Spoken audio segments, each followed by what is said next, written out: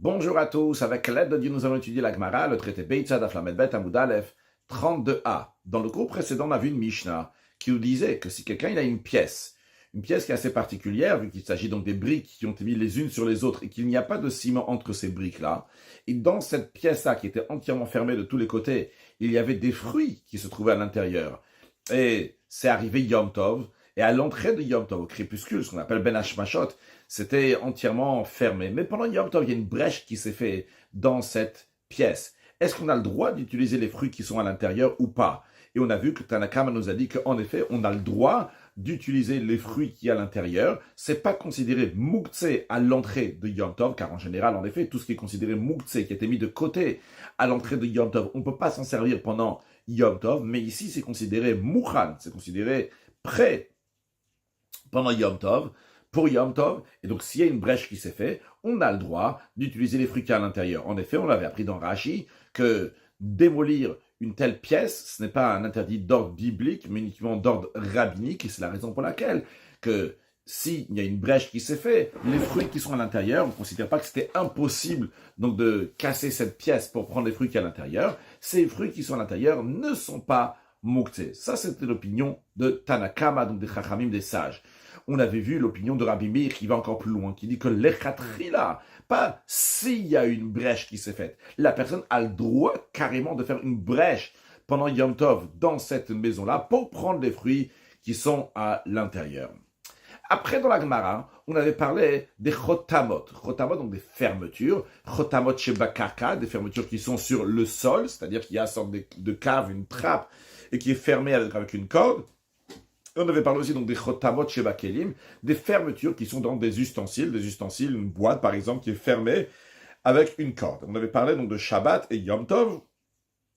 Est-ce qu'on a le droit de les détacher? Est-ce qu'on a le droit de les effilocher, c'est-à-dire amoindrir l'épaisseur de cette corde, ou bien carrément de la couper? Et on avait vu l'enseignement de Shmuel. Shmuel nous avait dit, en ce qui concerne donc les fermetures donc, qui sont sur le sol, la personne, elle a le droit de les détacher pendant Shabbat et Yom Tov. En revanche, pendant Shabbat et Yom Tov, il n'a pas le droit de les effilocher ou bien de les couper. Il n'y a pas de différence entre Shabbat et Yom Tov. C'est la même halakha en ce qui concerne les cordes qui sont sur le sol. On n'a pas le droit de les couper ou les effilocher, on a seulement le droit de les défaire. En ce qui concerne des fermetures qui sont sur des ustensiles, par exemple sur une boîte, Shmuel nous a dit qu'il n'y a pas de différence entre Shabbat et Yom Tov. La loi, elle sera qu'il a le droit pas seulement de le défaire, mais aussi les effilocher et aussi les couper. Ça, c'était l'enseignement de Shmuel. Sur ça, la Gemara, elle a demandé, elle a dit un instant, mais il y a une braïta dans laquelle on voit clairement, qui a écrit que les fermetures qui sont sur le sol, le jour de Shabbat, on a le droit de les défaire, mais on n'a pas le droit en effet de les effilocher et de les couper. Mais le jour de Yom Tov, ça va pas comme toi t'as dit Shmuel. La braïta dit que le jour de Yom Tov, toi Shmuel, tu as dit qu'on a seulement le droit de les détacher, on n'a pas le droit de les effilocher, les couper. La braïta dit que le jour de Yom Tov, on a le droit pas seulement de les détacher, mais même de les effilocher et de les couper. Donc, ça marche pas avec ce que tu as dit, toi, Shmuel. Shmuel a répondu, il a dit, non, ne demandez pas une question à moi de cette braïta-là, parce que cette braïta, elle suit l'opinion de Rabbi Meir. Le Rabbi Meir qu'on a vu dans la Mishnah, qu'on vient de mentionner ici en introduction dans le cours qu'on a vu dans le cours précédent, la Mishnah voyait que Rabbi Meir, lui, il a dit que pendant Yom Tov, on a le droit de faire une brèche dans cette pièce-là qui a été faite de manière assez particulière. Eh bien, c'est ce Rabbi Meir-là aussi qui va dire que le jour de Yom Tov, on a le droit d'effilocher, de couper. Mais moi, Shmuel, j'ai dit comme Rabbanan, c'est la raison pour laquelle les Rabbanan, ils ont dit, t'as pas le droit de faire une brèche dans cette pièce-là. Donc, moi, Shmuel, je dis aussi qu'on n'a pas le droit d'effilocher, de couper cette corde. Il n'y a pas de différence entre Shabbat et Yom Tov. Même Yom Tov, tu n'as pas le droit, comme on a vu dans la Mishnah, d'après l'opinion des Chachamim. La Gemara, elle a dit un instant, Shmuel, tu nous as inventé quelque chose ici. Tu nous as dit un raisonnement basé sur ce qui est dit dans la Mishnah. Tu dis de la même manière que les sages ont dit qu'on n'a pas le droit de faire une brèche dans cette pièce, de la même manière on n'a pas le droit de défilocher ou de couper la corde. Mais désolé, Shmuel, ce n'est pas la même chose. Et d'ailleurs, la preuve que ce n'est pas la même chose, on voit clairement dans une braïta, la braïta, elle dit que les Chachamim, les sages sont d'accord avec Rabbi Meir en ce qui concerne les fermetures qui sont sur le sol, que le jour de Shabbat, on a le droit de détacher, mais on n'a pas le droit de défilocher et de couper. Et le jour de Yom Tov, on a le droit pas seulement de décrocher, mais on a le droit aussi de effilocher et de couper, clairement, contre ce que toi tu as dit, Shmuel. Donc la question revient, Shmuel, comment toi tu dis qu'il y a Shabbat et Yom Tov, il n'y a pas de différence, et Shabbat et Yom Tov, on n'a pas le droit d'effilocher, de couper cette corde dans les cordes qui sont sur le sol, qui ont une fermeture au sol. Voyons maintenant sur le texte de la Gemara, d'Aflamet Bet Amud Aleph. La Gemara répond pour Shmuel, elle dit, lui, Shmuel, de Amar, il dit, Ki Haïtana, comme le Tana suivant que nous allons voir tout de suite dans cette Braïta, des Tanya. On a enseigné dans une Braïta, donc on va ramener une autre Braïta, dans laquelle on va voir qu'en effet, ça marche avec Shmuel. La Braïta nous dit, Chotamot Shebakaka, en ce qui concerne les nœuds qui sont sur le sol, donc qui ferment, donc des trappes, des caves qui sont dans le sol, eh bien, matir, on a le droit de les défaire. On a le droit de défaire les nœuds de ces cordes. On n'a pas le droit de les effilocher ni les couper. Echad Shabbat ve Echad Yom Tov, que ce soit Shabbat et Yom Tov. Donc, on voit ici clairement, comme ce que Shmuel a dit, il n'y a pas de différence entre Shabbat et Yom Tov en ce qui concerne les nœuds des fermetures, donc du sol, des choses qui sont dans le sol. Rashi ou des Amakaitana. Shmuel, des Amalé, Shmuel qui a dit avant, d'Afil ou Biyom Tov, que même le jour de Yom Tov, façon Shabbat, même Yom Tov, il nous marqué, il n'a pas le droit de filocher. Lui, Shmuel, des Amakaitana, il dit comme le Tana sur la Braïta qu'on vient de commencer à voir, des Amar, Nami Bechotamot Shebekaka, que le Tana de la Braïta qu'on est en train de voir, il dit même en ce qui concerne donc, les nœuds, donc fermeture des choses qui sont dans le sol, des cordes de fermeture qui sont attachées au sol, eh bien, d'Afil ou Biyom Tov, même le jour de Yom Tov, on n'a pas le droit de filocher. Ça marche très bien avec ce Shmuel, il l'a dit. Voyons la deuxième partie de la Braïta, qui d'ailleurs sera problématique avec Shmuel. On a résolu le problème de Shmuel, qui ne fait pas de différence entre Shabbat et Yom Tov. On voit que ce Tana-là, en effet, il ne fait pas de différence entre Shabbat et Yom Tov, en ce qui concerne Chotamot Shebakaka, des fermetures qui sont attachées au sol. Mais voyons la suite de la Braïta. La suite de la Braïta dit, Veshebakli, en ce qui concerne donc les nœuds des cordes, des fermetures qui sont attachées aux ustensiles. Beshabbat, le jour de Shabbat, Matir, il peut les détacher à l'omafki, à valochoter. Il ne peut pas les effilocher ni les couper. Yom Tov, le jour de Yom Tov, matir ou mafki avec choter. Il a le droit de détacher, effilocher ou couper. Et comme vous remarquez tout de suite que ça ne correspond pas avec l'enseignement de Shmuel, c'est-à-dire que cette braïta, elle correspond bien avec l'enseignement de Shmuel pour la première partie qui parle des chotamot shebekaka, qui parle donc des nœuds de corde, des fermetures qui sont attachées au sol. Mais en ce qui concerne la deuxième partie de la braïta, dans lequel on parle des kélim, des ustensiles, ça ne correspond pas avec Shmuel. Shmuel, il a dit qu'il n'y a pas de différence entre Shabbat et Yom Tov en ce qui concerne donc des nœuds qui sont attachés aux ustensiles. Shmuel, il a dit qu'on peut toujours aussi bien les détacher et aussi bien les effilocher, les couper, que ce soit Shabbat et Yom Tov.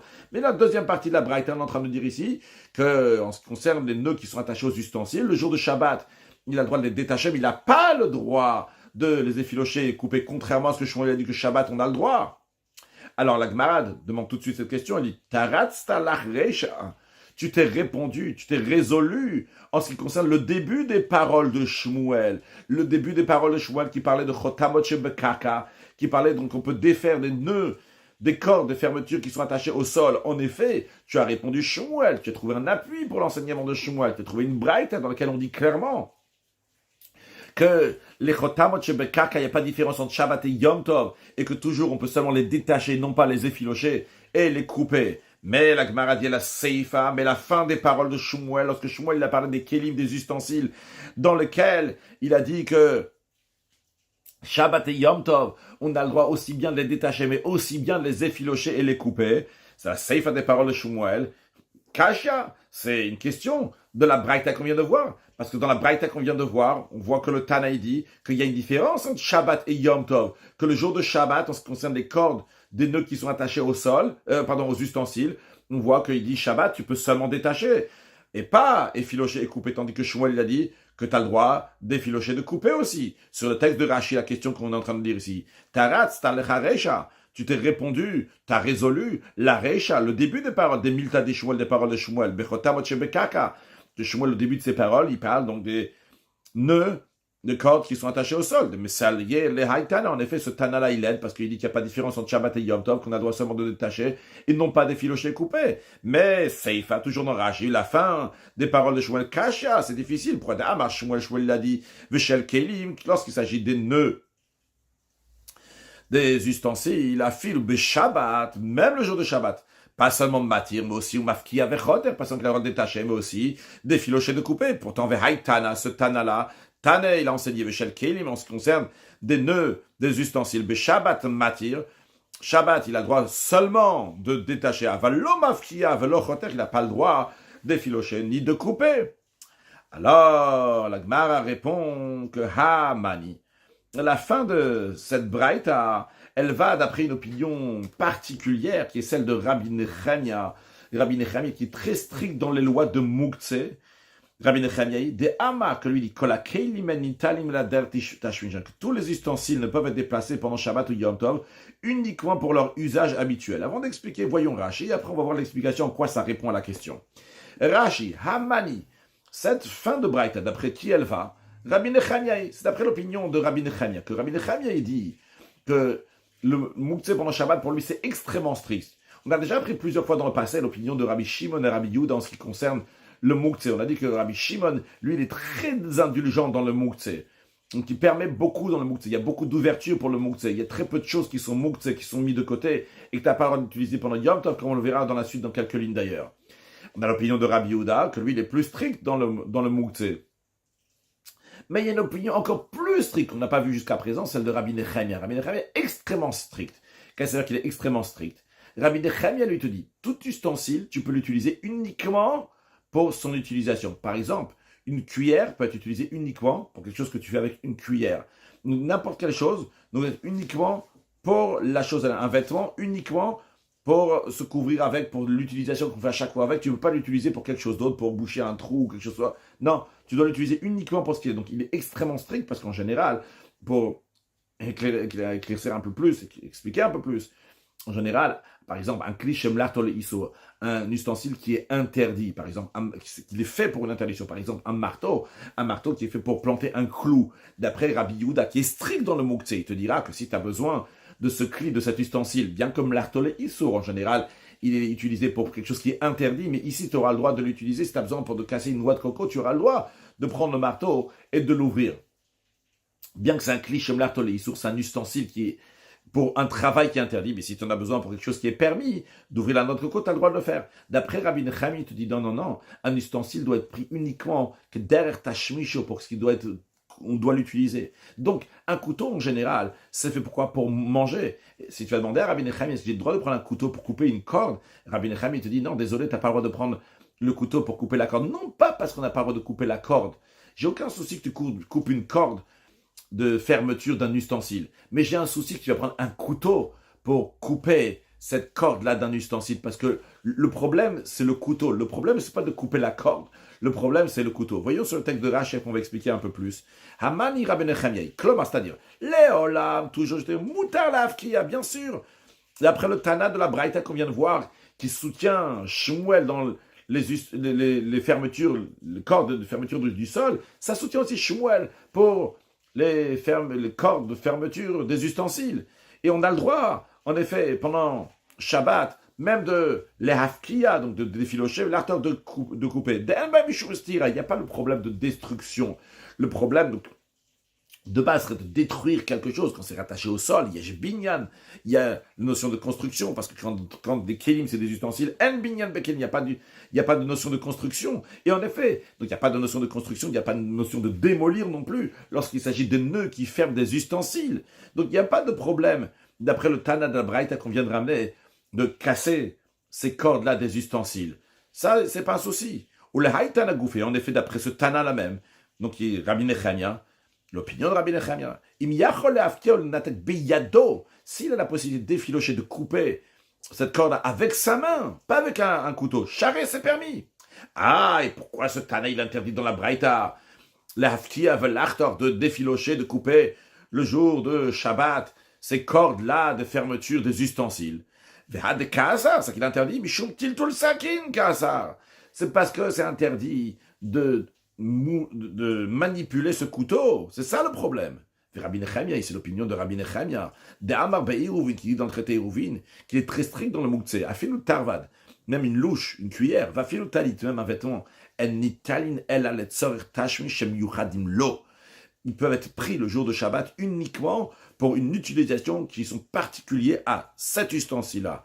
une louche, une cuillère donc pour manger, donc un vêtement pour se vêtir avec.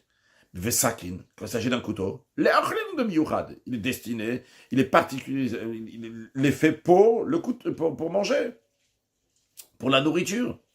Velolochotamot, c'est pas fait pour couper des fermetures, des cordes qui ferment des ustensiles. Et donc c'est la raison pour laquelle que ce Tanana, il interdit de couper et d'effilocher le jour de Shabbat.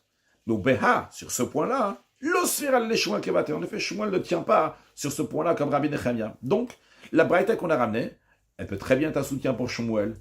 Que Shmuel dit qu'il n'y a pas de notion de Shabbat, on dit Shabbat et Yom Tov, il n'y a pas de différence. Et toujours, ces fermetures qui sont dans le sol, tu n'as pas le droit de les effilocher et de les couper. Et en ce qui concerne donc les ustensiles, tu as le droit, Shabbat et Yom Tov, de les défaire, de les couper, les effilocher. Ah, a priori, le Tana de la Braïta, il disait le contraire en ce qui concerne les ustensiles. Il disait que tu as seulement le droit de les défaire le jour de Shabbat et non pas les effilocher et couper. C'est la raison parce que c'est Rabbi Nechemia. Et Rabbi Nechemia, lui, il est strict dans le Mouktsé de Shabbat.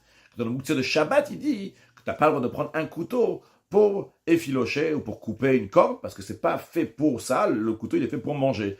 En revanche, le jour de Yom Tov, là, il est plus indulgent, Rabbi Nechemia, dans le Mouktsé. Il permet de prendre un couteau pour couper et effilocher. Comme ça, donc c'est l'explication de la Gemara. La Gemara demande un instant. Rabbi Nechemia, si c'est Rabbi Nechemia, il y a Shabbat. Pourquoi tu dis, Shabbat, Rabbi Nechemia, il est strict, il dit le couteau, tu n'as pas le droit de le prendre pour couper et effilocher une corde qui est fait pour fermer un ustensile. Afilo Yom Tov Dami. Même le jour de Yom Tov, ça devrait être interdit d'après Rabbi Nechemia. Rashi, et Yachi, c'est ainsi de Rabbi Nechemia, que c'est l'opinion de Rabbi Nechemia. Il ne devrait pas y avoir de différence entre Shabbat et Yom Tov. Et si tu vas me dire, non, il y a une différence pour Rabbi Nechemia, Shvut Shabbat et Shvut Yom Tov, entre l'interdiction de Shabbat et l'interdiction de Yom Tov, de manière plus précise, quand on parle de Shvut, il ne s'agit pas juste d'un interdit, mais un interdit rabbinique, de être chauvette, de s'arrêter. Donc les Shvut, c'est des choses qui sont des rabbanan, d'ordre rabbinique. Et que Rabbi Nechemia fait une différence entre le Shvut de Shabbat et Shvut de Yom Tov. C'est la raison pour laquelle il fait une différence dans la Braïta entre un couteau, est-ce qu'il est mouktsé ou pas? Parce que Shabbat, il veut dire le couteau, il est mouktsé, tu n'as pas le droit de l'utiliser pour couper une corde, et pendant Yom Tov, il est plus indulgent, et il te dit que tu as le droit de l'utiliser pour couper une corde. Si tu vas me dire ça, je vais te dire non, c'est pas vrai, oui, est-ce que vraiment il fait une telle distinction? Voyons la Braïta suivante. Les Braïtotes suivantes.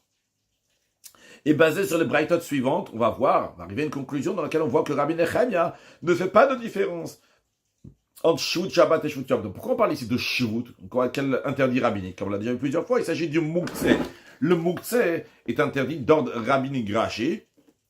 Shvut Shabbat, l'interdit d'ordre rabbinique de Shabbat, des Tiltoul, car le fait de manipuler un ustensile le jour de Shabbat, c'est permis ou interdit. La notion de Mouktsé, Shvutu, c'est une interdiction d'ordre rabbinique.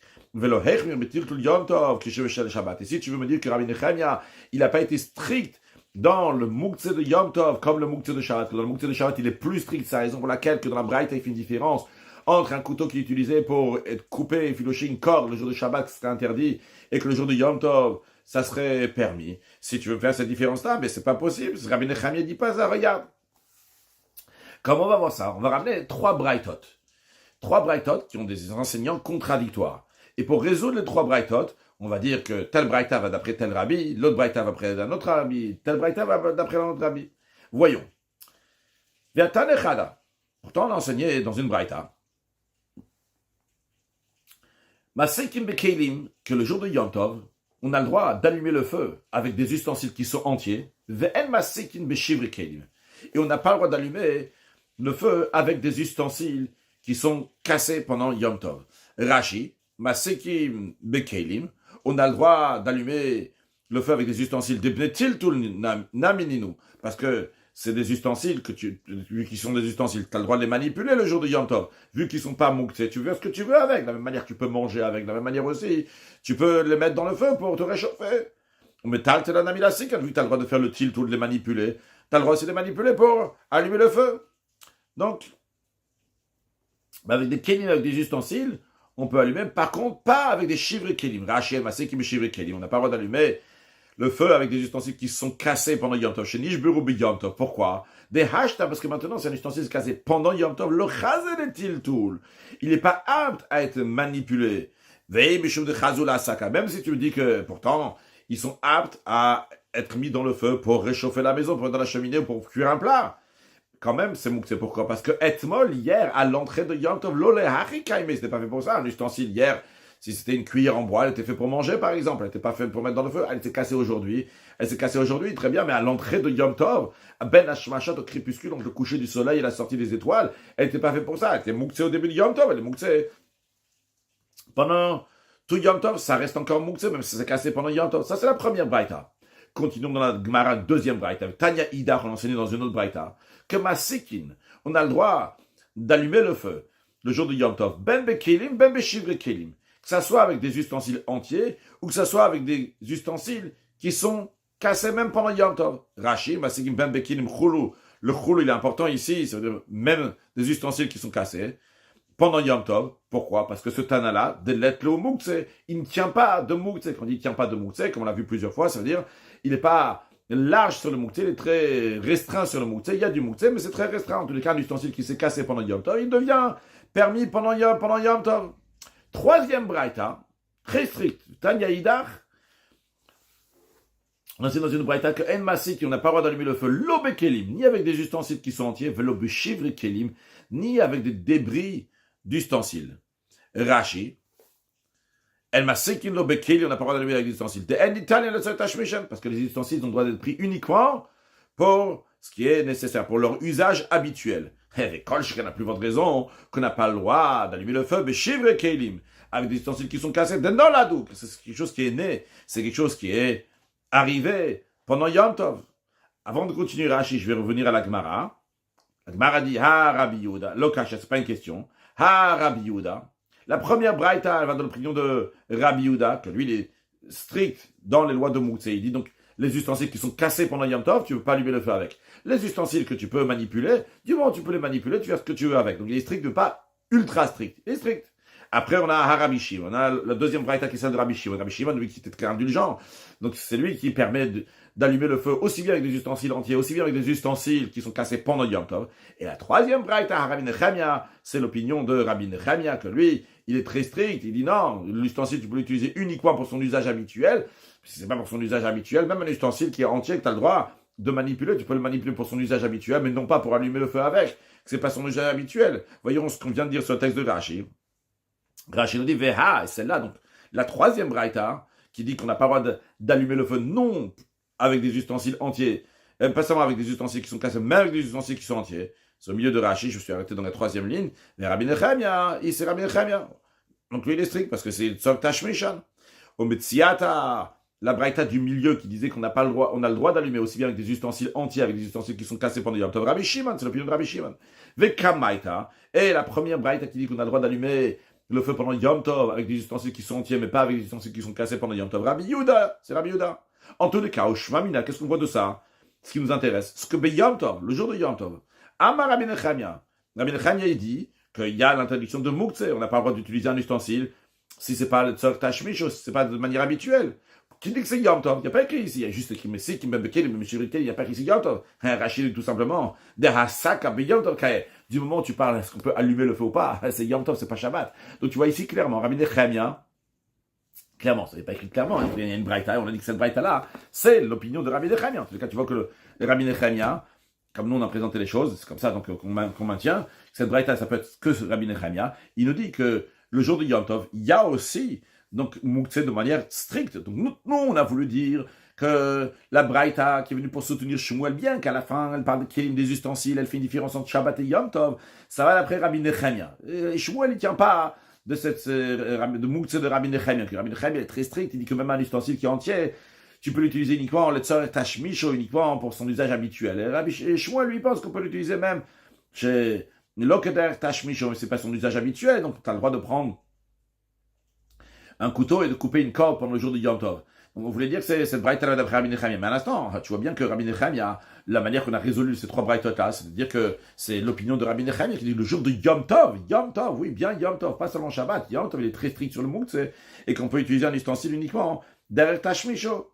Eh bien, la Gemara elle répond très Tanaï Valiba de Rabbi Nechemia. En effet, il existe deux Tanaïm qui ont des avis divergents à propos de l'opinion de Rabbi Nechemia. Le Tana, la Braïta qui interdit de couper des cordes uniquement pendant Shabbat et pas pendant Yom Tov, il dit que c'est l'opinion de Rabbi Nechemia. Lui, il dit que Rabbi Nechemia est plus strict pour Shabbat. Et en effet, d'après ce Tana-là, il fait une différence entre Shvut Shabbat et Shvut Yom Tov, que Shvut Shabbat, Rabbi Nechemia est plus strict, il interdit les jours de Yom Tov. Il permet. En revanche, le deuxième Tana, donc celui qu'on vient de voir ici, qu'on a expliqué les trois Braithot, on a dit que la troisième Braïta, c'est celle de Rabbi Nechemia qui est stricte même le jour de Yom Tov. Lui tient que Rabbi Nechemia, il est strict pendant Yom Tov comme pendant Shabbat, sur le texte de Rashi. Très Tana, Chadamar, un Tana, donc c'est le Tana qui on a amené pour la Braïta de Shmuel, il dit que Shan et les Shvut Shabbat, mais Shvut Yom Tov, il y a une différence entre le Shvut de Shabbat et le Shvut de Yom Tov. Donc le Shvut de Shabbat, il est plus strict que le Shvut de Yom Tov. Donc le Mouktsé de Shabbat, il est plus strict que celui de Yom Tov. C'est la raison pour laquelle dans la Braïta, on maintient que c'est Rabbi Nechemia.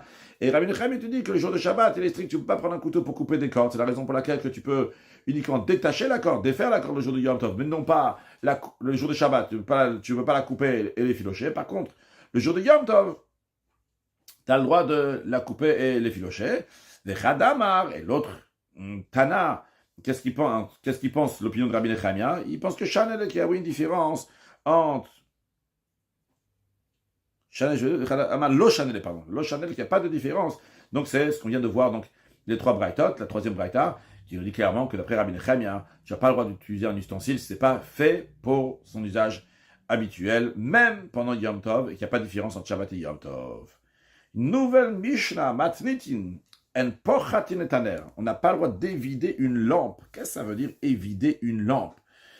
À l'époque, les potiers, ils avaient des boules de potier, une boule dans laquelle ils ont pris de la terre, qu'ils ont rendu humide, et ça rend une boule, ça s'appelle Beitzim Shel Yotzim. C'est des œufs, littéralement, dans le sens que c'est rond, ovale, comme un œuf, et une fois qu'ils ont cette boule-là, après, ils vont donner une forme.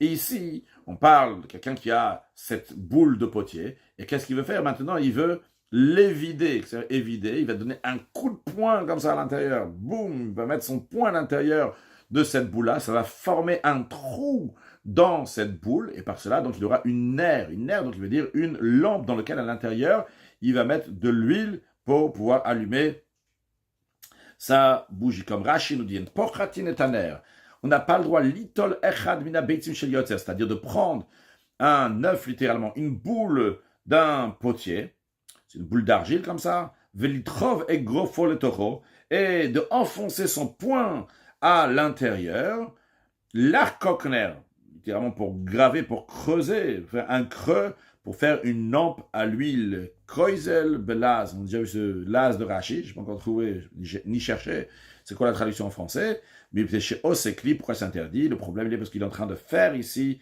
un ustensile pendant Yom Tov, et c'est interdit de faire ça pendant Yom Tov. Encore une autre chose qui est interdite, des choses c'est clair, on a dit dans le texte de la Mishnah, car on fait un ustensile. Encore une autre chose, on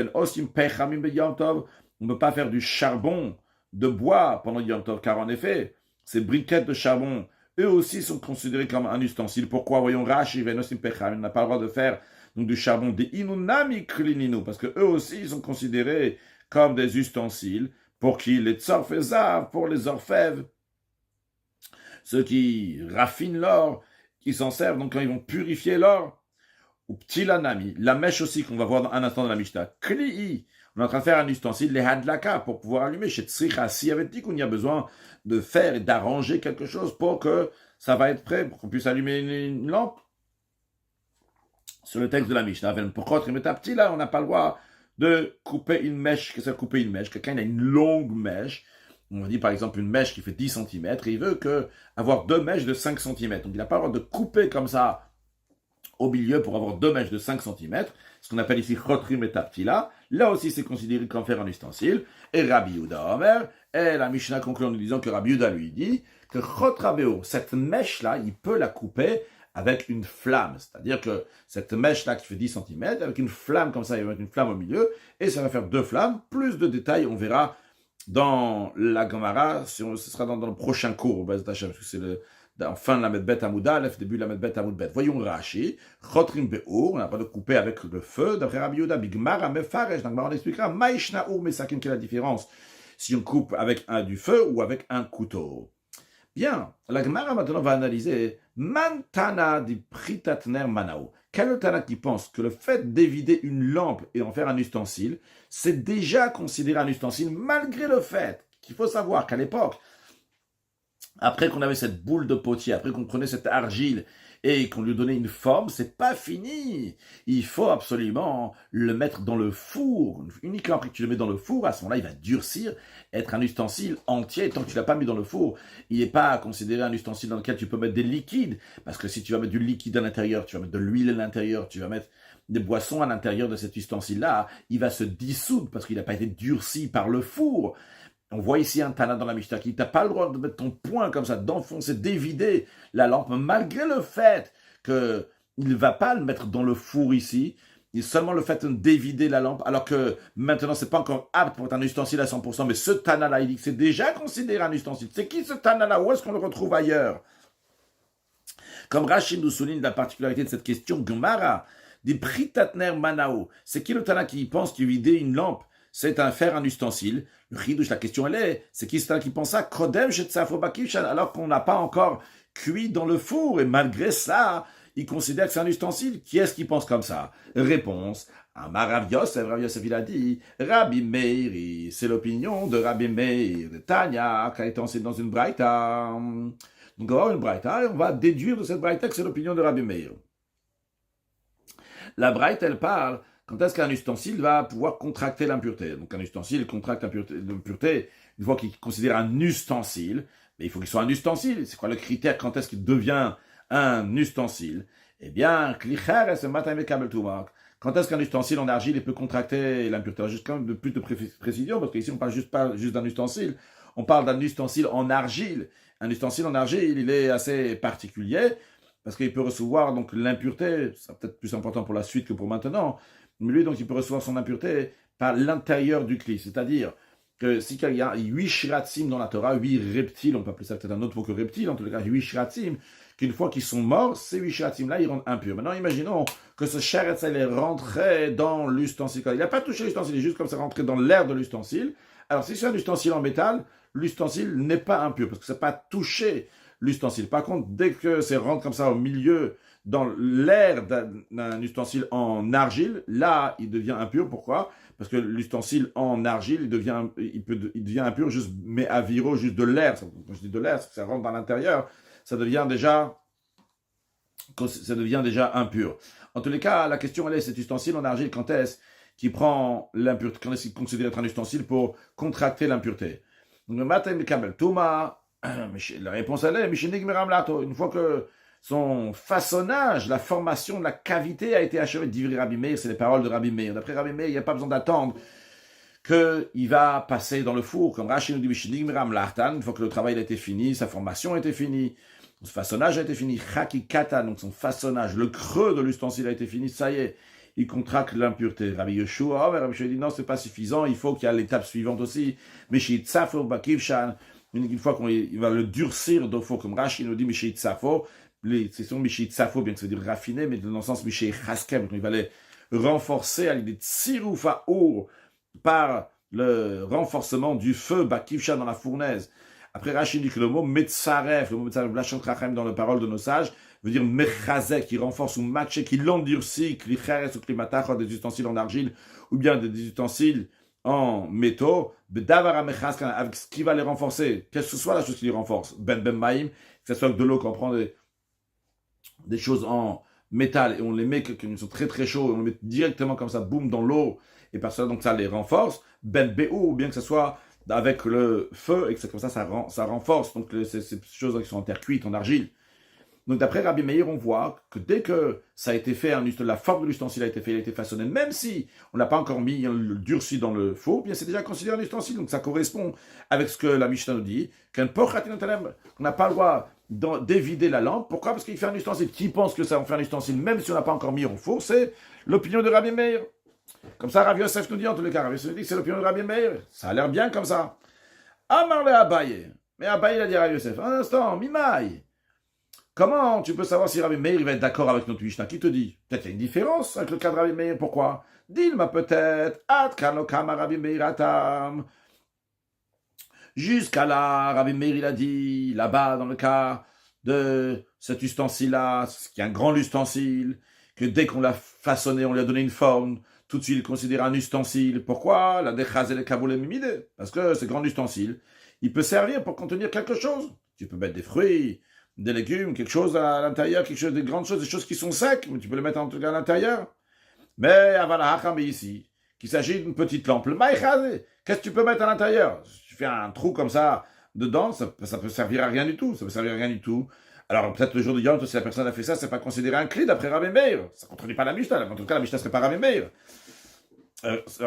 Disons que Rabbi Meir ne tient pas comme la Mishnah. Que si tu veux lui demander à Rabbi Meir, est-ce que quelqu'un qui fait comme ça un trou, il a évidé cette boule de potier pour faire une lampe le jour de Yom Tov, est-ce que ça serait considéré qu'il a fait un ustensile? Rabbi Meir te dit non. Si tu vas demander à Rabbi Meir, tu vas dire, mais à l'instant, toi, Rabbi Meir, t'as dit que quand est-ce que c'est considéré un ustensile pour contracter l'impureté? C'est dès qu'on l'a évidé, on lui a donné une forme. Rabbi Meir te dit, ah, moi j'ai dit ça. Quand c'est un ustensile qui est grand, tu peux mettre des choses à l'intérieur, tu peux mettre des fruits, tu peux mettre quelque chose à l'intérieur. À ce moment-là, c'est déjà considéré un ustensile, même qu'il a fait passer au four. Mais dans ton petit truc là-bas, que tu fais juste un petit trou, tu peux pas mettre un fruit là-bas. Tu peux mettre un fruit là-bas, tu peux pas t'en servir pour quelque chose de sec.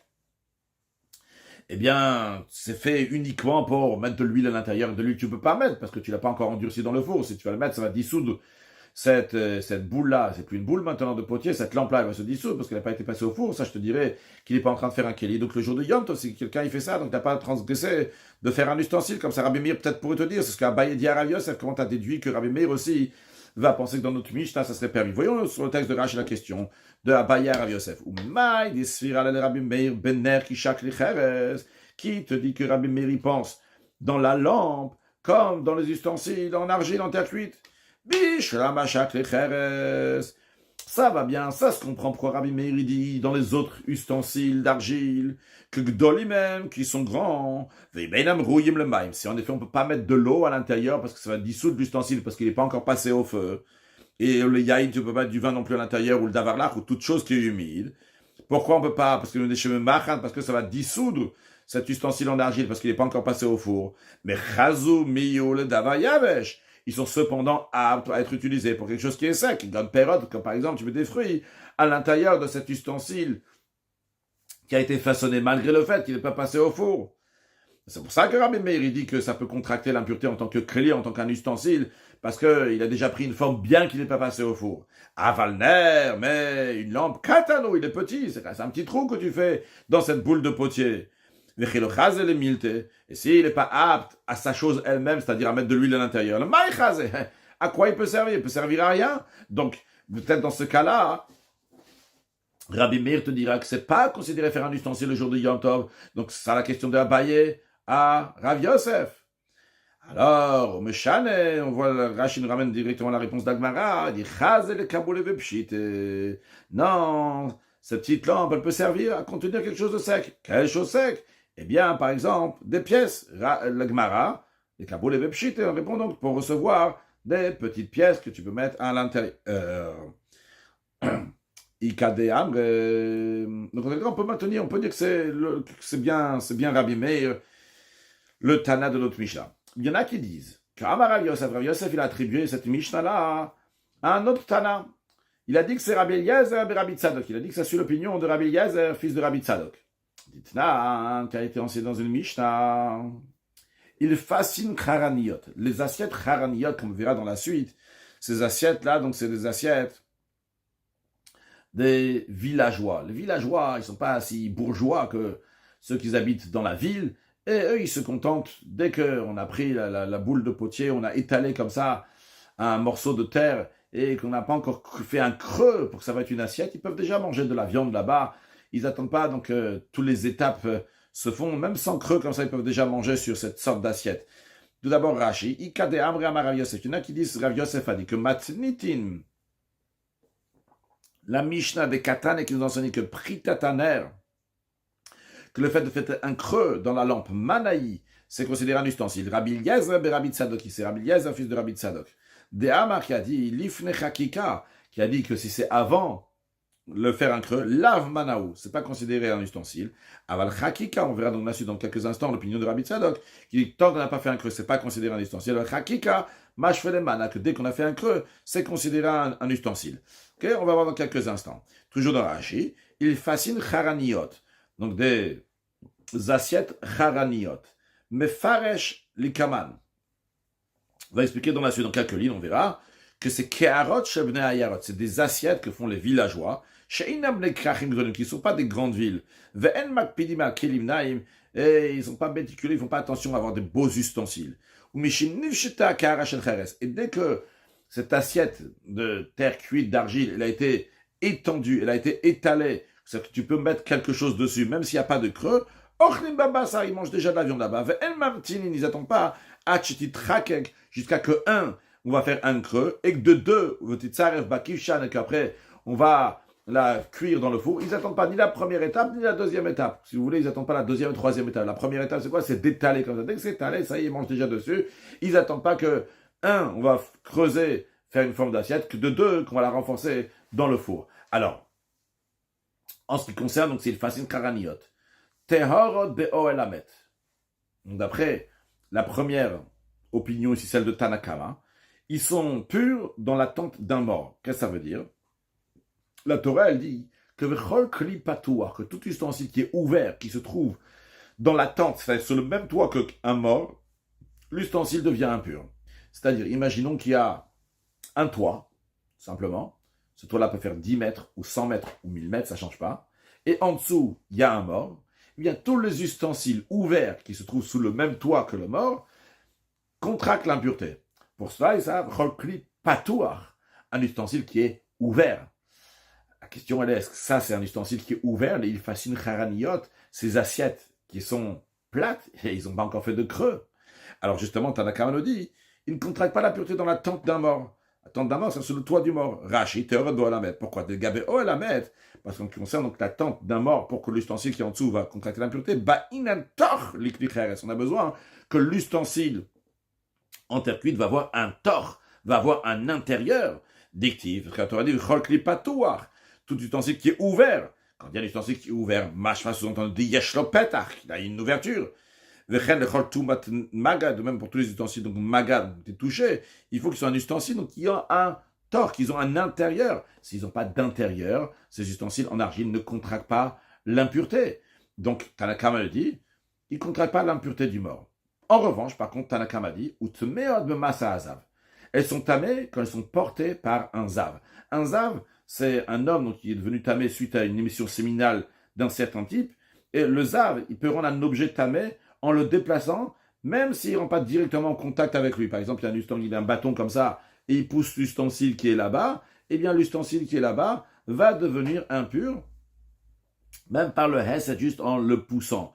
Donc, ces assiettes-là qui sont à plat, ils sont déjà suffisants de considérer être un cli, un ustensile, malgré le fait qu'ils n'ont pas de creux, parce qu'il n'y a pas ici une définition d'avoir un creux. En ce qui concerne le Oelamet, dans la tente du mort, il y a quelque mort, cli patouar, il faut qu'il y ait un ustensile, donc soit ouvert. Ah, il n'y a pas d'ouverture à cet ustensile, il est plat. Alors, c'est une facile charaniot, ces assiettes qui sont plats, ils ne contractent pas l'impureté. En revanche, pour le zav, ça prend oui l'impureté. Rachid nous explique, mais de massa zav. Pourquoi chez zav? Car ce zav-là, il rend impur les ustensiles en terre cuite, juste en les bougeant. De Nafkalan Betorat Kanim, on le déduit. Dans Torah Kohanim, donc c'est un midrash qui est sur le livre de Vayikra, il y a écrit là-bas, on ramène du verset, on déduit ça du verset, de tout ustensile en argile que le zav va toucher. On explique là-bas, c'est le fait qu'il a bougé, même qu'il a bougé comme ça, donc le fait qu'il a bougé un ustensile, il y aura impur. Vu que le fait qu'il a bougé l'ustensile, même par l'extérieur de l'ustensile, sans avoir mis sa main dans l'ustensile, même par l'extérieur de l'ustensile en argile, il a touché par cela, il a rendu impur. L'opa est tort. Il n'y a pas besoin qu'il y ait un intérieur à cet ustensile-là. Même s'il n'y a pas d'intérieur, même s'il est plat, le fait de l'avoir bougé, eh bien, il rend impur. Donc, Vekasava Tanakama. Donc, qu'est-ce qu'on voit ici? On voit que Tanakama, il pense que Klin Ninu, c'est considéré un ustensile. Oil Mishtamshim Baem Kimotchem, vu qu'ils s'en servent, les villageois, tels que c'est, même qu'il n'y a pas de creux. Hilka, c'est pour cela. Mais Kablim Touma, il contracte la pureté, mais Davar, il est avec quelque chose qui peut les rendre impurs parce que c'est considéré un cli. Donc, dès que c'est un cli, alors s'il y a quelque chose qui peut rendre impur un cli, ça le rend impur. Donc, le Zav, il le rend impur. Ça, c'est l'opinion de Tanakama. Rabbi Eliezer, Rabbi Tzadok Omer. Rabbi Eliezer, Rabbi Tzadok, il dit non. Moi, je pense que After de Massa Azav, qui sont même tahor quand ils sont portés par Azav. Pourquoi le Vishlo Nigmeram Lartan? Parce qu'ils n'ont pas été façonnés, ils n'ont pas pris leur forme. Il n'y a pas eu de creux qui a été fait dedans, il n'y a pas eu de chakika. C'est pas des assiettes, une assiette c'est creux, ça c'est un ustensile qui est plat. Ah, il s'en sert, mais c'est pas considéré un ustensile. Vu que c'est pas considéré un ustensile tant qu'on n'a pas fait un creux, eh bien c'est la raison pour laquelle ça ne contracte pas l'impureté. Alors qu'est-ce qu'on voit ici? On voit dans Rashi, je dis oralement d'abord. On voit que Rabbi Eliezer et Rabbi Tzadok te dit, tant que l'onigmeram lartan, on ne les a pas façonnés, c'est pas considéré un ustensile. Sous-entendu, que dès que tu vas les façonner, même avant que tu vas les amener au four, le fait de les façonner, ça sera considéré un ustensile. Donc on voit que Rabbi Eliezer et Rabbi Tzadok pensent que dès que c'est façonné, tout de suite c'est un ustensile. Parce que ce qu'il est en train de dire ici, il dit pas parce que c'est pas arrivé au four. Il dit parce que ça n'a pas été façonné. Mais dès que ça sera façonné, tout de suite, ça sera considéré un ustensile. Rashi, le Vishelonig Meramla, Rabbi Eliezer dit, ils n'ont aucune impureté, pas seulement celle du mort qui n'ont pas, comme Tanakama aussi disait, qui n'ont pas l'impureté de Oel Hamet, de la tente du mort, mais même l'impureté du Zav que Tanakama disait qu'il y a, Rabbi Eliezer dit non, il n'y a pas cette impureté-là. Pourquoi? Des laves clénino. Ils ne sont pas du tout un ustensile. Pourquoi ils ne sont pas un ustensile? Rabbi Eliezer nous dit, les Vishelonig Meramlartan, parce que leur façonnage n'a pas été achevé. Rashi nous dit, c'est quoi cette mlacha? Ce travail qui doit être fini, qu'on a traduit par façonnage, il dit c'est chakikatan, leur façonnage, le creux qu'on fait dans cette assiette. Qu'est-ce qu'on en déduit des paroles de Rabbi Eliezer, de Rabbi Tzadok? Que Hanner Kekou, si vont oui être façonnés, si on a oui fait le creux dans cette assiette, à ce moment-là, metamot, ils vont devenir impurs.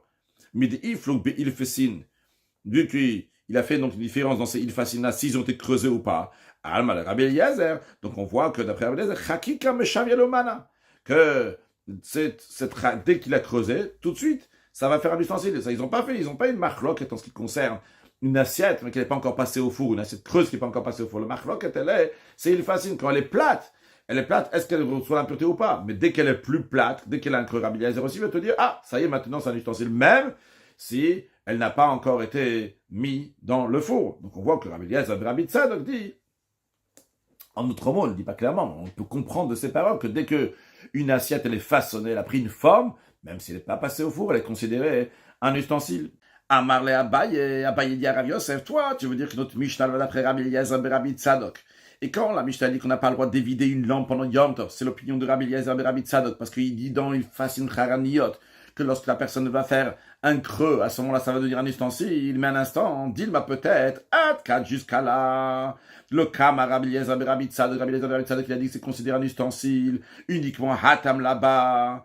Pourquoi là-bas, elle a décrasé les kaboul muidé? Que cet ustensile-là, une fois qu'on va faire un creux, il pourra contenir quelque chose. Raché de chazi le kaboul muidé, il va pouvoir recevoir quelque chose. Mishener kekou, une fois que tu vas faire un creux, dans ces assiettes qui sont plates pour l'instant, quand ils vont avoir un creux, à ce moment-là, en effet, ça veut dire un ustensile, ce que Rabbi Eliezer et Rabbi Tzadok qui pensent. Pourquoi? Parce que ça peut contenir quelque chose. Ou mieux code, rajoutons de parenthèse, ou mieux code mchakikalo. C'est vraiment avant qu'on a ces creux, c'est pas considéré qu'un ustensile. Pourquoi? Des sofan lichak, parce que c'est fait, c'est décidé pour que finalement, on va faire une chakika, on va faire un creux à l'intérieur.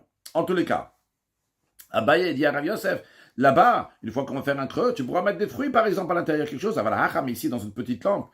Le maïchazé, ce trou-là que tu fais, à quoi il peut servir? Ne serait-ce pour allumer ta lampe pendant Yom Tov?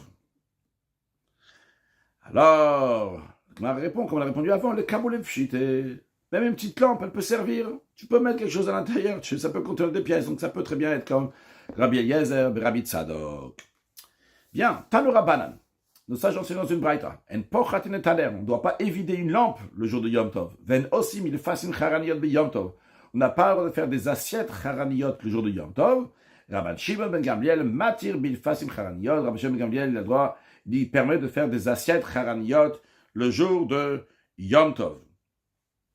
La Gemara donc maï charaniot. C'est quoi charaniot? La Gemara répond à Rav Yehuda, c'est iraniot. Alors la Gemara demande, mais Rav Yehuda, tu nous as pas aidé. Ma iraniot, c'est quoi iraniot? Abaye répond, il dit, c'est tsae chaklayata, c'est des assiettes de villageois. Après, dans la Mishnah, on avait dit que Ven Osin Pechamin, on n'a pas le droit de faire du charbon de bois pendant Yom Tov. La Gemara dit, mais pshita, c'est évident qu'on n'a pas le droit d'en faire. Parce que le Maïchade, comment ça peut servir pour Yom Tov? La Gemara répond, Tane Rabbi Chia, Rabbi Chia l'enseignait, le Nitzrecha, la nécessité de l'enseignement de la Mishnah, était uniquement le Mossan, le Oliar et le Bobayom, dans un cas où quelqu'un veut l'apporter au gérant d'établissement de bain le jour de Yom Tov pour s'en servir, chauffer l'eau le jour de Yom Tov. Et on te dit qu'on n'a pas le droit de réchauffer ces péchamim, on n'a pas le droit de réchauffer ces charbons. À la Gemara demande à l'instant, au Bobayom Mishar, est-ce que c'est permis le jour de Yom Tov de faire du charbon pour des établissements de bain, mais on n'a pas le droit de réchauffer de l'eau pendant Yom Tov pour se baigner. Rashi Mishar el Hachem, est-ce que c'est permis de réchauffer du bois ou du charbon pour chauffer de l'eau pour se baigner? Va le gaz ou la chitzav maseret Shabbat. Dans le traité Shabbat, on dit que les sages ont décrété, ont interdit de se baigner le jour de Shabbat. Va filu huchmu be'odium. Et même si ça a été réchauffé avant Shabbat, Yom Tov, ils ont interdit aussi, parce que les gens disaient qu'on faisait ça, que ça a été fait avant Shabbat. En vérité, ils le faisaient pendant Shabbat. Donc, Kol Shekel a plus raison, le Hachem Chamin, de réchauffer de l'eau chaude pour Yom Tov même, le Hutam Olam, ça n'a jamais été permis. Alors, c'est la question de l'Agmar, Mishares, c'est permis. L'Agmar répond que des Amarava.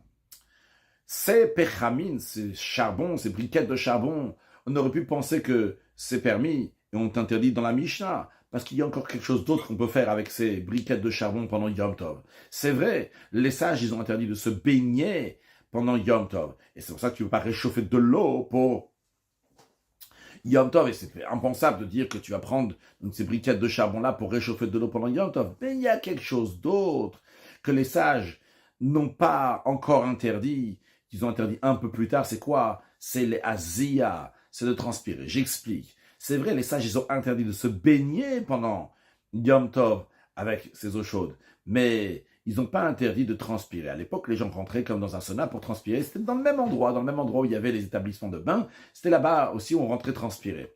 Et dans un autre contexte, on voit que Rabbi, il est rentré le jour de Yom Tov, le jour de Shabbat, pour transpirer. Et la Gemara, elle demande comment ça se fait que Rabbi a pu rentrer dans cet établissement-là, donc pour se transpirer, c'est interdit. Et la Gemara répond, c'était l'Éasia, il est rentré uniquement pour transpirer. Avant la Xéra, avant le décret, avant que les sages ont décrété un deuxième décret, qu'on n'a pas le droit de rentrer dans les établissements de bain, même pour seulement transpirer. Pourquoi? Parce que au début, ils ont interdit de se baigner, parce que ceux qui réchauffaient l'eau, ils disaient on a réchauffé l'eau hier, en vérité, ils réchauffaient le jour même. Après, les gens rentraient là-bas, ils rentrent juste transpirer. Mais finalement, ils ne rentraient pas pour transpirer, ils rentraient pour se baigner. Ils disaient, c'est pour transpirer. Donc, on a interdit aussi de transpirer. Alors, la Gemara dit que de la même manière que Rava a répondu là-bas, il dit que l'Azia, que l'interdiction est donc pour transpirer avec Kodem Gzera, et c'est avant, donc le décret rabbinique qui interdit d'entrer Shabbat et Yom Tov dans une chambre chaude pour transpirer. Achanami, ici aussi, c'est l'Azia. L'interdiction, c'est pour transpirer. On dit, c'est Pechamin, ces charbons-là, tu ne peux pas les faire, c'est pour transpirer. Mais Kodem Zera, ça aussi, c'était avant qu'il y avait l'interdiction d'entrer dans une chambre chaude. Rashi, l'Azia, Machlis Pecham le Toho, donc il met les briquettes de charbon à l'intérieur. Bnei Adam Nichnasim Mezin, les gens ils rentrent, ils transpirent. Et Kodem Shegaz Walazea, et avant que les sages ont décrété l'interdiction de transpirer pendant Yom Tov, Nishtat Mishnazot, le Mishnah a été enseigné. Donc c'est jusqu'à là. La suite, on fera donc pour la prochaine fois, Bezrat Hashem. On a vu dans cette Gemara, donc le Moukse de Yom Tov, avec quoi on peut allumer du feu pendant Yom Tov. En effet, la halakha, elle est que les ustensiles qui sont cassés pendant Yom Tov, on n'a pas le droit d'allumer avec parce qu'ils sont nolades, ils sont nés, ils sont arrivés. Mais on a le droit d'allumer avec des ustensiles qui sont entiers ou bien avec des ustensiles qui sont cassés la veille de Yom Tov, parce qu'ils ont été préparés pour faire quelque chose d'autre pendant Yom Tov. Conclure avec un inyan de Chassidut, on est au Daf Lev qui veut dire le cœur. Dans le Tanya, le Perek Lev, le Perek du cœur, il parle justement du cœur. C'est quoi? De quoi il parle? Il parle de Avat Israël, de l'amour du prochain. C'est pas stable, le Mourazakan dit. Que comment on sait si quelqu'un est vraiment en train de servir Dieu ou pas? C'est est-ce qu'il a Avat Israël? Parce que c'est quoi l'idée de Avat Israël? Il dit que ça c'est toute la Torah. Pourquoi c'est toute la Torah? Il y a d'autres mitzvot. Parce que toute la Torah c'est quoi? C'est de montrer comment le spirituel, les principes, notre idéologie, la Shoah avec Akadosh Baruch, il est plus haut que notre matériel. Et c'est lui qui domine et qui gère le matériel. Le matériel est important, mais il doit être géré par le spirituel. Comment on sait si quelqu'un vraiment, c'est son spirituel qui gère? C'est quand on sait regarder un autre juif, non pas par rapport à ce qu'il fait, comment il est, mais par rapport à son âme divine qui est à l'intérieur de lui. Et ça, c'est le cœur du Tanya, le cœur de la Chassidoute, le lève de la Chassidoute et le lève qui nous rapproche à un lève d'un autre juif, au lève d'Akadosh Baruch Hu, qui on n'entend que des excellentes nouvelles, Bezrat Hashem, et Mashiach, now.